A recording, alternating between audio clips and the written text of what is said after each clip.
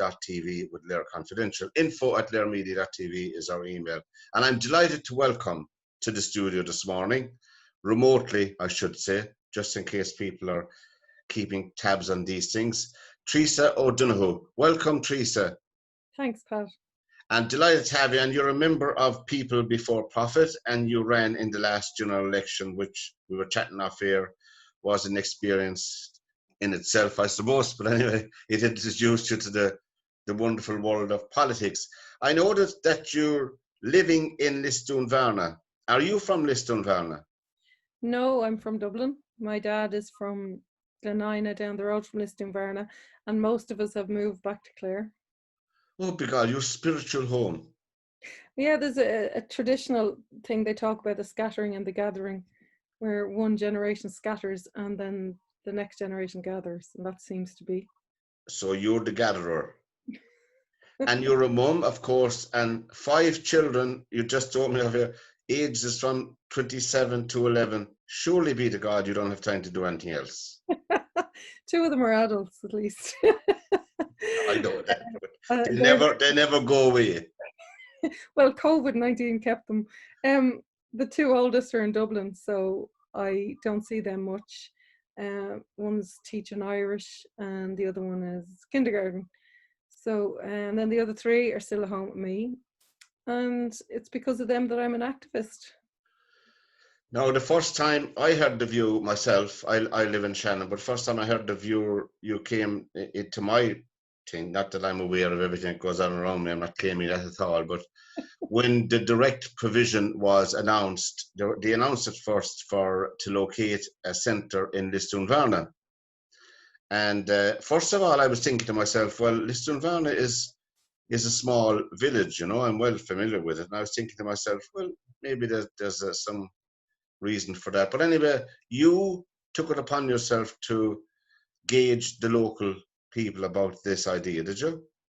I can't say that I took it upon to gauge. What I ended up doing was hesitantly, at first I didn't really want to get involved because I was on a burnout break.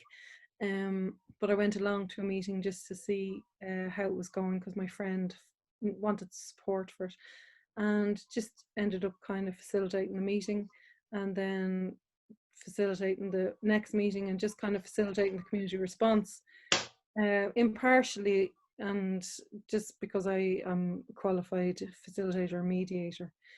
I didn't run, there was a vote for it, but that was run by someone else and I just facilitated the whole thing. So it was interesting times. And that vote itself obviously was very positive. No, I don't. That got us a lot of attention. I think the most important thing in that vote was the wording of the ballot, what it was about, because it was to gauge what people were actually, what they were up in arms about in the first place. And a lot of it was the fact that there was a contract made without them ever being involved and there was no participation. So I had to shape the name of what we were voting on, all right. So we worded it down to, do you accept the proposed direct provision contract? So it wasn't anything about asylum seekers or whatever, it was just about this contract. And it was 197 votes against it and about 15 for it. And tell me, I mean, because as you said, it went nationally anyway. But do you think, just before we finish this one about the direct provision in this, do you think as a general principle, particularly if they're locating a direct provision centre, say, in a small community, a place like Lisdoonvarna, a place like Dublin won't matter that much because, you know, there's a huge population. Do you think it's a good idea to gauge, I suppose, to herald the arrival of this and to find out the feelings of the people, and in other words, to just get rid of some of the misgivings and the prejudices that people may have? Yeah, there's a massive job to be done in this country with racism. I am just actually nearly finished writing my book on this, so that'll be coming out hopefully by the end of the year, and it's a lot at the background to what happened in the far right and how the far right just jumped in and monopolized on the situation. And there's a lot of underlying racism that we don't even realize, or, you know, I don't know where you draw the line and what the connotations are, but there's a lot of misinformation going around, and the far right have a lot to do with that, and they just jump in. And I notice now, we're not going to discuss him at all, but one of the things that Donald Trump and his regime are considering over in America was making the anti-fascist movement a terrorist movement. That way they could control them. I don't know whether that bill is going to go through or not. I'm not saying we should do the same in this country, but it's something that should be, I suppose, promoted a bit. The anti-fascist movement, that would be people opposed to the fascists. That would be the likes of Antifa. that would be the likes of people in Lisdoonvarna who were targeted by the far right. I would be an anti-fascist, so No, I don't think Donald Trump to try and control me. No, we'll just stretch it a bit now. I know what you're saying. No, I know you're not a fascist. Well, you didn't declare to be one anyway. No, I'm just joking. But I mean, when you say the far right, I mean, there's an awful lot of terminology. You know, I get bamboozled. I'm sure you do too. Yeah. I like to stay in the middle of the road in all of these until anyway, that's just me. When you say the far right, an awful lot of people will say, when they hear terminology, particularly in our national broadcaster, God help us, the far right. I think it's easy to label people if you don't want to engage with them. I'm a firm believer in engagement, but I don't believe in engaging with extremism. Yeah, so well, when you speak, you give me an example of what a far right person is. Okay, well, these people actually had a Facebook page or group, I can't remember, but it was called the alt-right.ie. So, like, I mean, they like the word alternative because it gives them this cool symbolism. That beautiful title, yeah. Yeah, but they're actually extreme. They're far right extremists, and they were very, very aggressive in the way that we had to go to the guards with the way that we were targeted and threatened. So their views are the only views they will accept. And would you say, Theresa, that would they be natural bedfellows of the Ku Klux Klan? Wouldn't surprise me.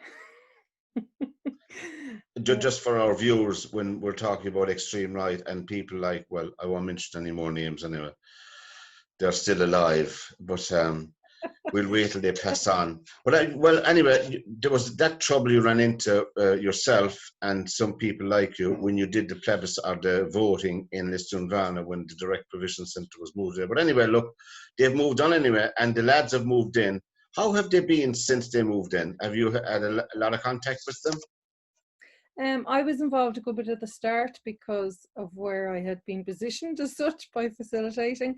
And I had a lot of empathy for the situation because I learned a lot about direct provision in the whole process. I think what was most surprising to me, or what was most, I learned a lot, and I was told that summer would be very difficult for people with children in a hotel and nowhere else to go. So we kind of tried to do a summer camp. I had run a summer camp years ago in Mount Argus. So I was involved for a few months, definitely for about 6 months. But my role in that was not to be a driver to keep with that. Climate change would be more my passion. Yeah. So was well able to help out and get it started. And there's other people now running all that. Right. And were they mainly families that came, or were they a mixture? Many families and single women. How many? 115 within about 3 weeks. That's a nice view, all right, don't mind you. I suppose they bought it, although Lisdoonvarna itself should be used to people of all hues and colours because of the internationalism of Lisdoonvarna down through the years. Even before you were ever a small child, so we had Amy Lou Harris over here playing her guitar in the famous festival down through the years. So they were well used to international. In my book, I did research on the census, and about a third of the population are already multicultural. So there was no point in arguing about different countries coming into it. Yeah, absolutely. We have a lot of mixed races here and everything. So I think some of it as well. I'm not going to make it. I'll never make an excuse for racism, obviously, but I think that a lot of it is fear. All driven by fear. Yeah, people of my age group in the late 60s, early 70s, who haven't travelled outside of Ireland would have a different view. Whereas in you travel. That's why I say kids when they're small, travel the world while you can before you settle down. Open your eyes to the reality of the diversity of the human family, so to Yeah. speak. And so before we finish the direct provision bit, Theresa, you have a book coming out. Is it on direct provision? It started on the direct provision. I ended up being targeted by some guy, and he started to accuse me of being a mole in the system and working for the government. And I says the only way to get this cleared up is to tell the story. So Yeah. it's all around what happened and it's exposing a lot of what the far right. I mean, if you see what's inside their heads and what they were saying, which is what I'm putting in the book, what they actually said about us and to us, everyday people, when they see that, are just going to Yeah. be like, are you serious? And it was kind of the start of it going across the country. And then I've got into the other changes in society that, you know, it's a lot about change. There's a lot of fear of change. So it went on to other things. But, And you hope to have that book out for the Christmas market, I presume, is it? well, I got a contract. Some publishers want to publish it. So they Oh, wanted, good. That's right. Well done. Well done on that. Well done. they wanted in August. Go away. Well, of course, you have no excuse. You're cocooning. Well, I'm going to add COVID-19. There's a lot in direct provision to be added to that book on And, COVID. and, and as we're before we get off of that, what do you think of this COVID-19 situation here as it is now? Well, actually, pandemics are one of the predicted consequences of climate change and biodiversity loss.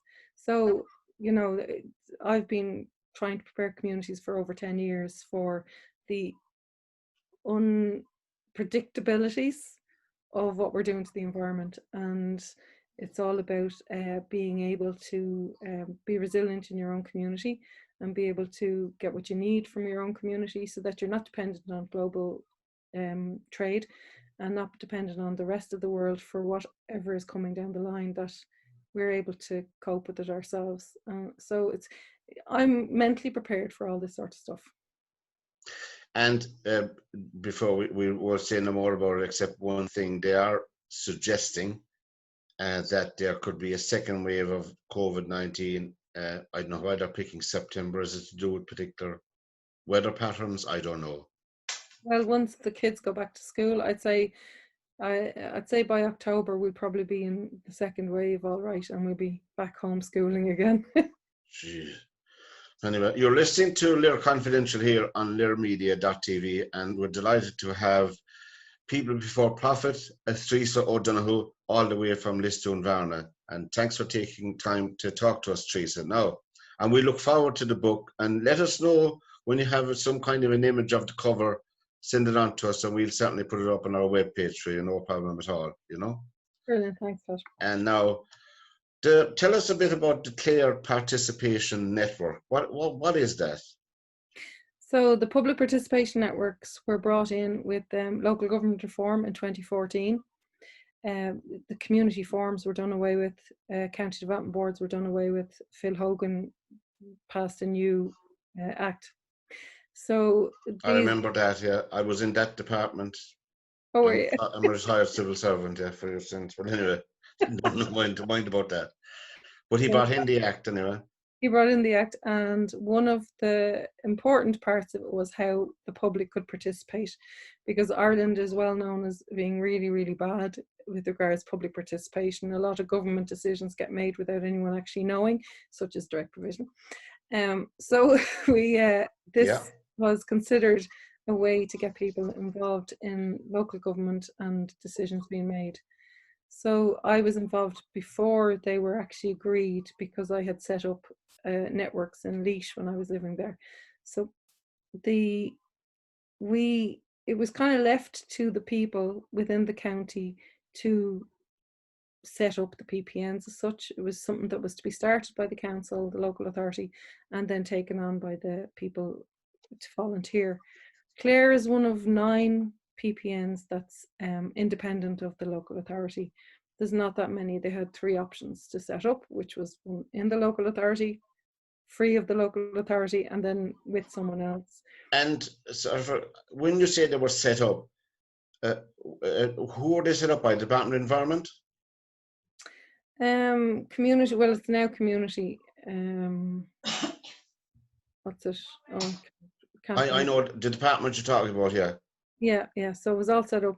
It was set up by community, Department of Community, but I think it was a different department I at the time. guess what I'm asking you, were you given a budget in the building? Well, no, the budget came through the local authority. All So right. the government pays 50,000 and the local authority has 30,000 to contribute towards it. So the way it's structured is groups self-identify themselves as either social inclusion groups, environmental groups, or community and voluntary groups. And then when the local authority sets up a committee of representatives for each of those, and they voted through the PPN. Oh, I see. So, and it's all voluntary. Yes. Now, and that's still, and you're still involved in that? Well, once you go for election, you're not allowed to represent the PPN for a year. I'm like still involved because I run the environmental network in Clare, so I represent them at the PPN meetings, but I cannot represent the PPN on boards. I suppose that's not a bad thing, is it? Well, it is for the environment because it's very hard to find people to represent the environment. Yeah. You know, that's why it's a protected entity within the PPN, because if you put all of those groups together, it would more likely just be community and voluntary groups that get elected to everything because there's such a mass of them. Social inclusion and environment have to be kept separate, and it's hard to find people. Now, when you talk about social inclusion in County Clare, what we're dealing with, would that cover everybody?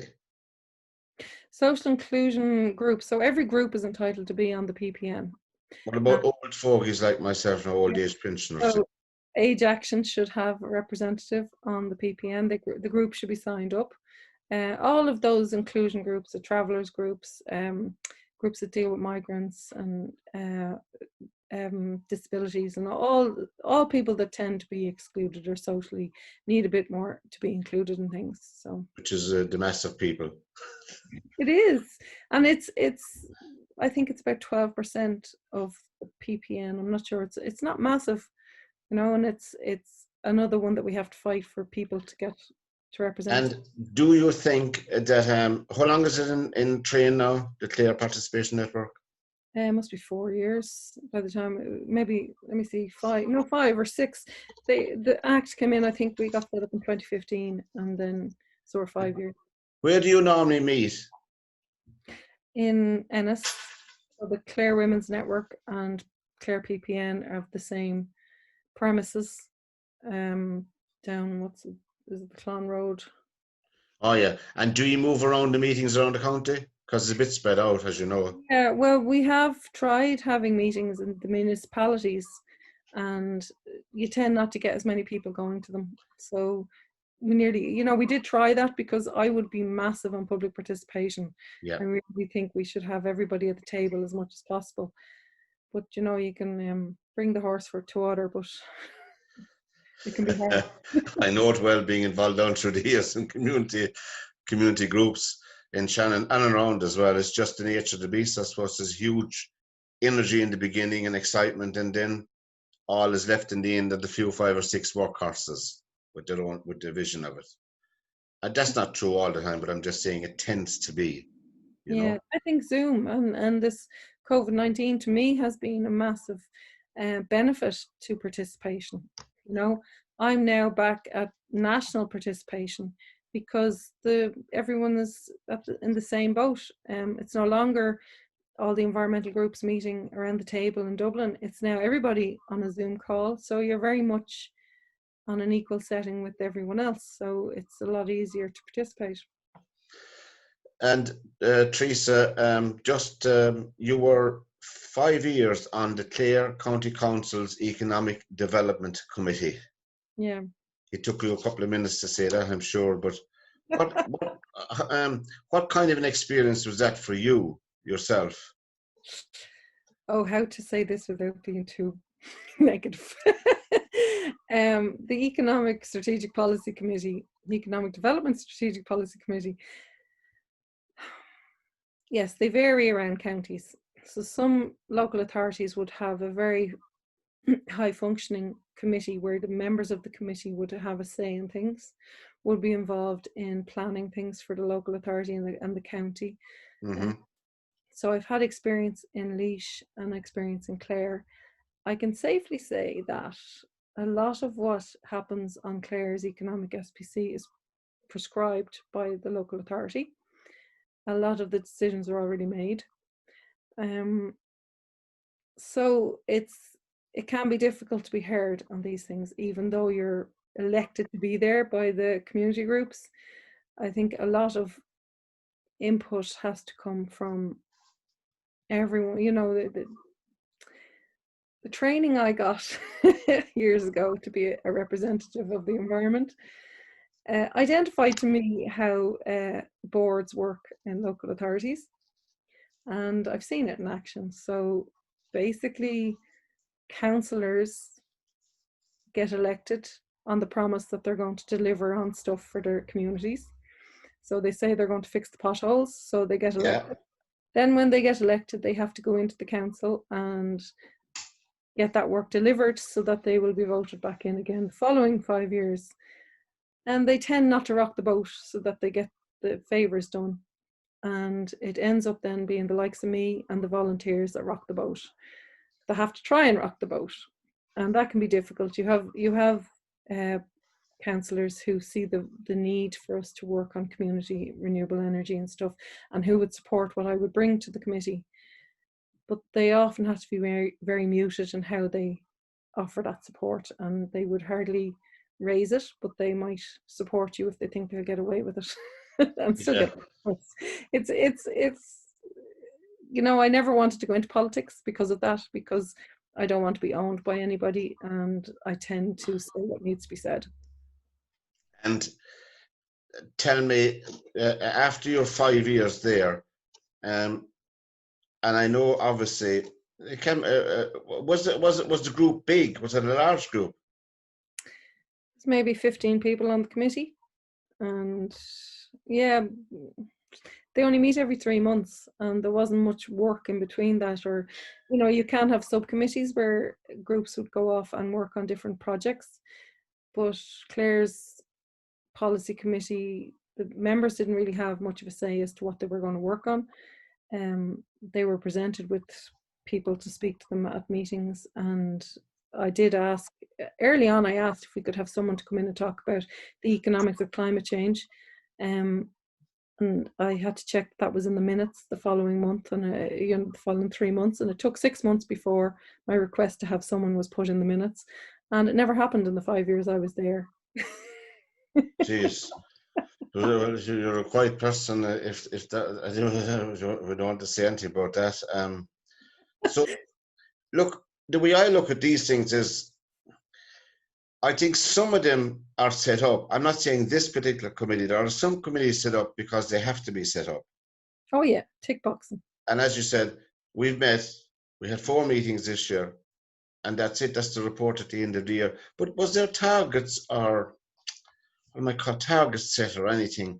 Say from one meeting to the next. By the next meeting, we'll have A, B, and C done, or we'll have some progress on that.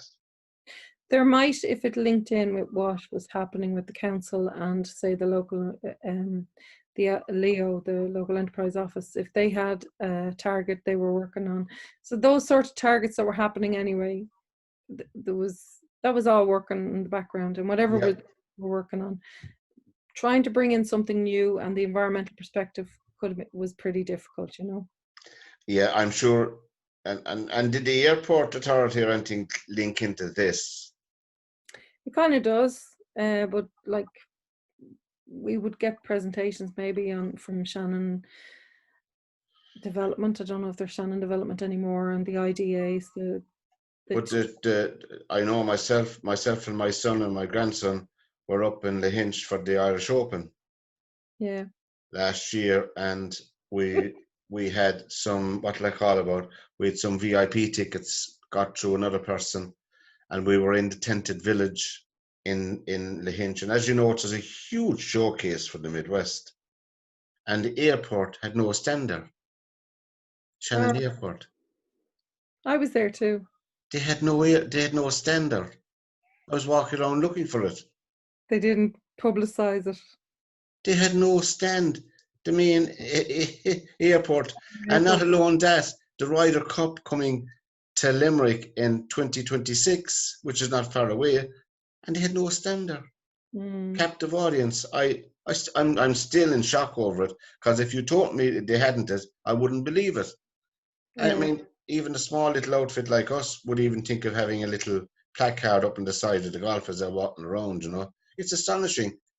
And Michael McNamara, TD for newly elected TD for County Clare, called recently for the sacking of the board of Shannon Airport, the whole board. Yeah. Someone left, didn't they? That's the fella down in Shannon Heritage, another offshoot of down in Burnatty. Yeah. What do you think, the board should be sacked? Think they should resign? It's an airport. I'm an environmentalist.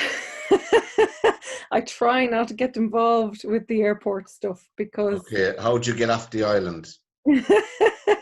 you may not want to get off it at some stage. Well, when you do, how do you get off the island? I don't. I look for holidays in Ireland and stay in Ireland as much as possible. So We were talking about that last night, Theresa, as you mentioned holidays in Ireland. I know we're scrambling around the place for short harm. And I never it's, got to tell you about Lahinch and the oh, you will, oh yeah, you were in the Hinch. Sorry, go on. Go Did you on. notice Extinction Rebellion there? Do you remember what happened? What day was that? We were only there one day. I can't remember. We stormed the golf course when Shane Lowry was coming down the 18th. That was that the Sunday.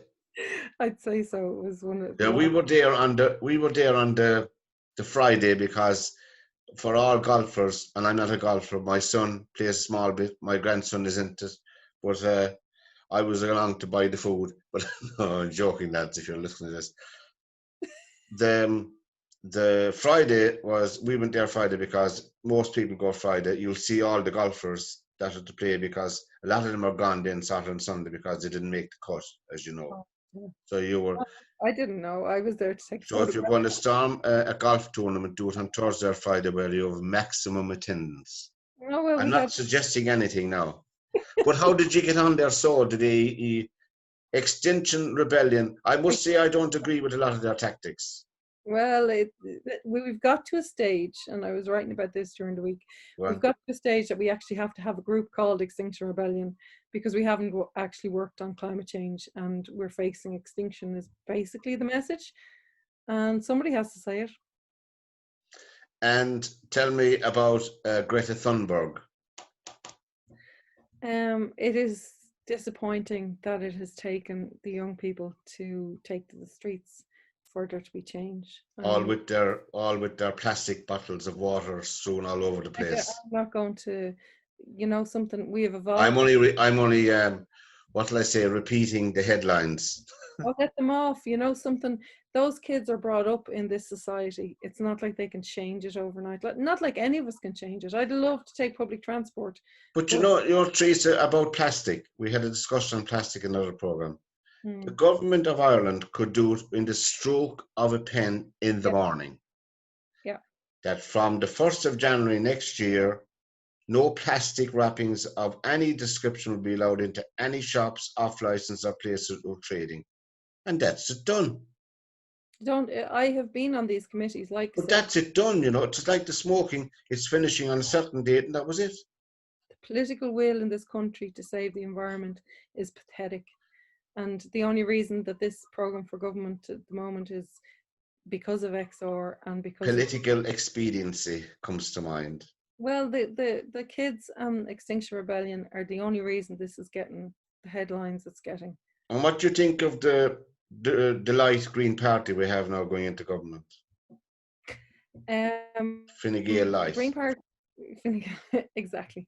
I was a member for a year, and the Greens asked me to run as a TD twice, but I don't think they have grasped the fact that the economy has to change in order for the environment to be sorted out.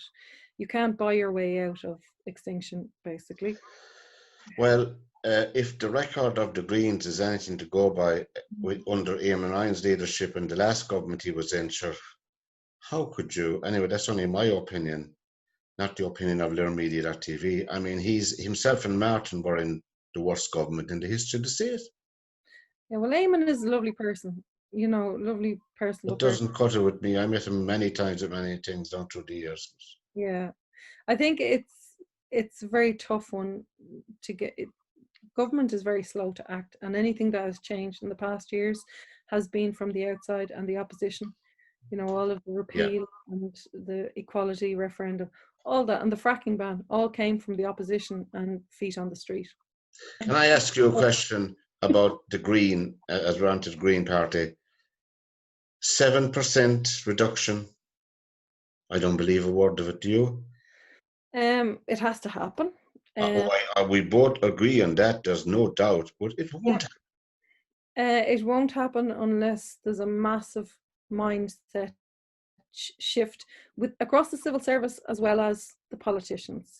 I It has know, but the to civils. I was in the transport department, and I can tell you, we had a lot of input into anything that was going on. yeah. But when it came up, when it went up the line and went into the cabinet, forgotten about. Yeah. Forgotten Well, about. I led up People's Energy Charter, which was a collaboration across the country to feed into the last energy policy. And we ended up getting a National Energy Forum, which became the National Climate Dialogue, which just petered away. I had to leave the national stuff and I wasn't there to fight for it, as far as I could tell. So a national climate dialogue would mean that everybody has to, first of all, get the information about climate change and then talk about it and come up with solutions. A bit like COVID-19, if we're supposed to have this climate and biodiversity emergencies, if we treated them like we've treated the COVID-19 emergency, there would be action. People would get the information and would say, what the hell, why aren't we working on this? Why have our representatives not actually done this already? And that's why our young people, I mean, the fact that our young people have got to the stage where they have to shoulder this is very depressing. It's not fair. And we are not taking account of it. And I understand people don't actually get it because they don't have the information on it. And they don't because the government don't give it to them, and they don't actually give them the opportunity to discuss it to the fact that to the level that they get it. And our young people do get it, and that's very depressing. And obviously, education is the key to lots of things, and education in the schools, in the national schools, particularly when they're at their most receptive, so to speak, that's the boys and girls, environmental studies, and the whole general area of the arts, if you like, the creativity, science should be a part and parcel of the curriculum. Yeah. And sadly, it's not, in my opinion, sadly, it's not. And it's all left down to the individual teacher. You know, yourself, you can remember teachers yourself when going to national school, maybe one or two will stand out, you know? Yeah. Well, And that annoys me. But a lot of stuff is like, well, we need to learn about that, so we'll throw it on top of the curriculum. And the yeah, curriculum is overloaded, and parents are off the hook. We don't have to teach them anything. So and the parents themselves are to blame as well, obviously. Geez, I mean, well, if do you you know go out, something? We need to educate the parents, because it's my generation that doesn't know about climate change, but we're throwing it on to the young people who then can see that we're doing nothing. So there's across the board education, well, I grew up in the late 50s, early 60s, and I'm telling the people the truth. I never saw a white loaf of bread in a packet or anything ever. My mother did all the baking at home, Mm, brown bread and white bread, and that was it. I don't ever remember buying a loaf of bread until I was a teenager.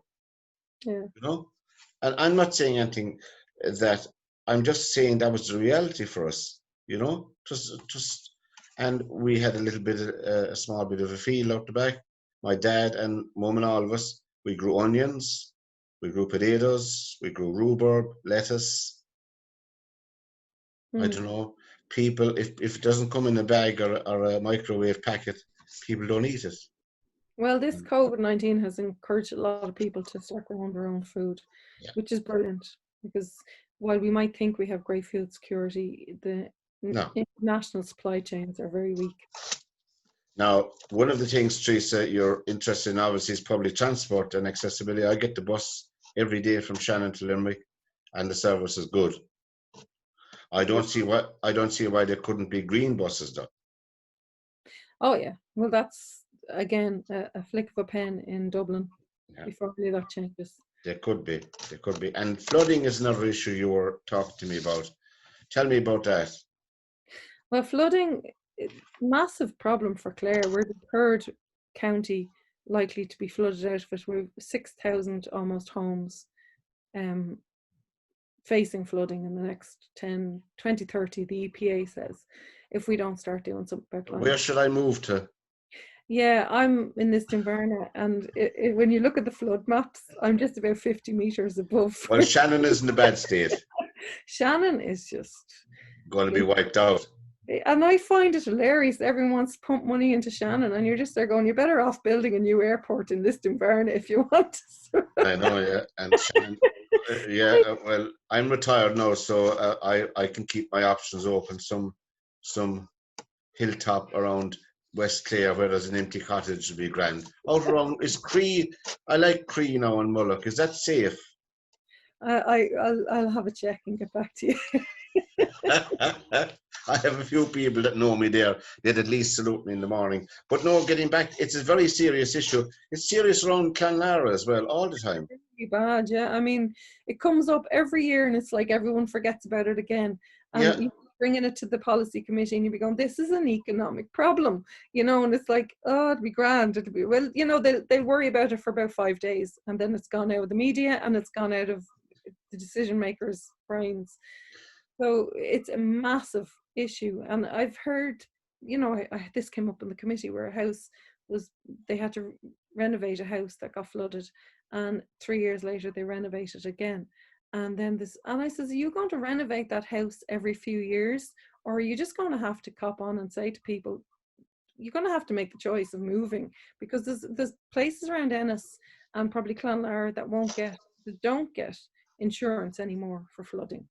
And No, they won't, because it's as you said, they were built in the wrong places. But yeah, obviously, that's part of it. As you said, climate change is the big part of it. Now, you have a website, climatecare.ie, www.climatecare.ie. If I went on that website now, what would I see? well, I started my own business because I've been doing voluntary workshops with communities for years on how to build local resilience and what sort of sustainable community development you can do, that you can generate your own energy, grow your own food, what kind of public transport or what transport system. So it's getting yourself thinking about what you can do for the climate and the environment, as well as how can you be more self-sufficient as a community. And so I've been doing that for years, and last year I was going, okay, well, I've been unemployed a good while. I've been doing voluntary work for so long. And I was talking to them in social welfare and decided to go back to work and set up this. Now, the whole thing I wanted to do, it's going into communities, sitting around tables. Yeah. You'll have an opportunity for maybe 2 or 3 weeks, and that's it. Go. And I just started the business soon after I started the business. Joined the club. Sure. We literally started in February, and we were closed down in March.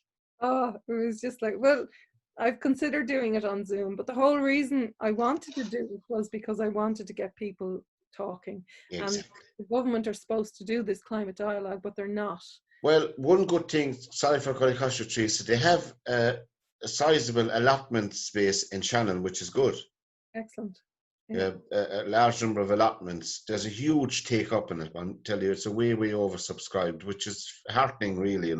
It's going out for a good few years. So I think that's one way to do it, in a simple way, for people to learn about, you said, growing your own food. And the pleasure is fantastic. The pleasure of that is fantastic. I think the most important thing we need to do is support farmers who want to grow food. It's a very difficult business venture to take on, because it's a lot more, you're a lot safer if you're in cattle. You know, it's you may not be paid millions, especially if you're beef They farming. have to get out of the beef industry is gone, all Yeah, but name in Ireland. They have to get out of cattle. it's a major cattle bubble. I've been taught They, cattle but, bubble is something. but Teresa, it has to be said directly to people. They have to diversify or die. But the system is stacked against them.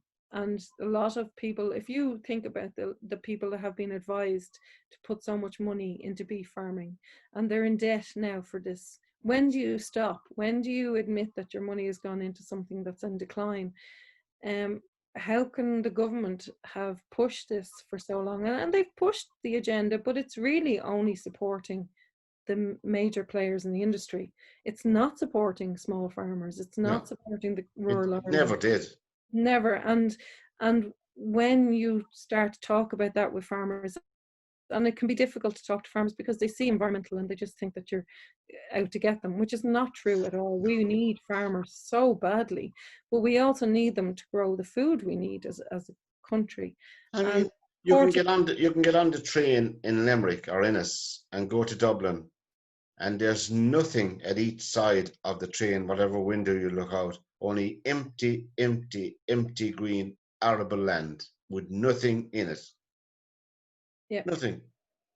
but There's this, no excuse for them. well, there is. The system is stacked against them, very much against them. The money goes into beef, it goes into the wrong things. Then if you're growing vegetables, it's labor intensive. Yeah, You don't get the money back on labor intensive work. Whereas you, if you have a few but beef, there is money in vegetables because, I mean, we eat potatoes from Cyprus, from the Netherlands, sell it. They're making money.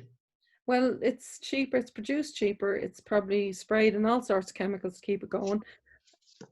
And then it's shipped cheap, and you've got cheap labor. So we have to value our farmers that are growing Yeah, vegetables, and we have to be prepared to pay for that. And I've no problem paying for it when we can get local produce. It's so important. yeah, that's true. But I think that there is a huge re-education in agriculture in Ireland required rapidly, quickly, because, as you said, money has gone out of beef. Yeah, I agree. And I can't understand why um, you're promised money by the European Union to grow nothing. Well, there's going to be a lot more high nature value farming. So, like, you're going to have to look after the land and make sure that there's pockets for biodiversity and the insects and stuff to be able to survive. So, Yeah, things are changing in Europe, and organic farming is 25% of the next CAP program. They're going to have organic farming up to 25%. yeah, Um, uh, and that's re-education, which people don't always have the time for. And yeah. that also means re-education within the agencies and the state agencies that support farmers. You know, they've been down this one tunnel for so long. That's true. That over 50 years getting handouts from Europe, it will be very hard to wean them off that. Well, there's no harm getting the handouts if it's paying for the right thing, you know, for That's the, true. I mean, if you or I had a supermarket in the morning and there was no one coming into it, we wouldn't be expecting a check at the end of the year from the EU to keep it going. yeah, well, land is a different, land is a common, it should be treated as a commons. Ah, And that's where we all should contribute to the care of the land. yes. So the allotments in Shannon are a good thing. Have you allotments up around Innis? I think there are allotments in Ennis, but I'm in Lisdoonvarna. And actually, something that really, really brightened my day was up at the Direct Provision Centre. There's a massive polytunnel now and loads of vegetable beds outside. And I hear that the chef is a biodynamic farmer. So, like, natural organic stuff planted by the moon. It's like delighted to hear it. So those skills still exist, but they're Good. being lost. You know, we need to keep those skills alive. Yeah, that's another topic that should be taught in national school. Yeah, food, definitely. How to bake bread and how to grow a carrot or a parsnip. I think this We've should, knocked a few things off. We might as well knock geography because the whole maps are going to have to be redone. they do, of course. Yeah. Now, before we finish up, Teresa, I mean, the time is flying. As I said, your concentration now would be on climate care and getting elected in the next election for People Before Profit in County Clare is another goal, I assume. You'd never know, there could be an election before Christmas. I would have to go for that probably if the branch want me to go for it. And how do you find, do you meet often yourselves? Not now, obviously, the conditions as a group. We do a lot of Zooms, so we probably have a branch meeting every couple of weeks. Yeah. And keep on top of what's happening. They're the guys, and it's mostly the guys, and I say guys because it's about 5. Did you meet the Bowl Mick? Who's the Bell Mick? Mick Barry. I don't know. Mick Barry from Cork. Is solidarity gone away from People Before Profit? No, I think they're mixed. I'm not a great politician. I don't lie. I'm a dreadful politician. Oh God, you don't lie. You shouldn't be in politics then. No, and I really can't lie. I'm used to lying, so I tell the truth and upset people quite a lot. But no, they're working on the National Health Service campaign now, which is absolutely brilliant. There's already the Midwestern Hospital campaign, and People Before Profit are looking for a National Health Service, which we've been looking for anyway, and that makes so much sense. And what happens now up in Lisdoonvarna if someone gets a heart attack? Where are they taken? Well, there's a community hospital in Ennistimon. There's, I know that, yeah. Yeah, you're waiting on the ambulance to get you somewhere, or hope that there's a doctor around that can bring you back to life. I just hope I don't get a heart attack. And so we look forward, Theresa, to your book. Don't forget to send us a little splurge on it, and we'd put it up on our webpage and promote it for you, and we wish you the best with that. And climatecare.ie was in transit, except COVID hit you. Well, my most used blog is my blog, which is theresaod.com, which is where I write about what I do. I don't know how long more climatecare.ie will survive, but I probably be doing more voluntarily, and I write a lot about, I whistleblow actually quite a lot about what I'm doing in voluntary work with politicians and industries that are polluting. So that all goes up on theresaod.com. And I suppose on a low, before we actually finish, as I say, if this government is formed, it looks like it's looking likely now. I suppose both of us would hope and look forward that we'd have a big input in green politics, that there'd be at least some achievable goals by the Green Party in government. I think they'd want to be achieving pretty quickly because,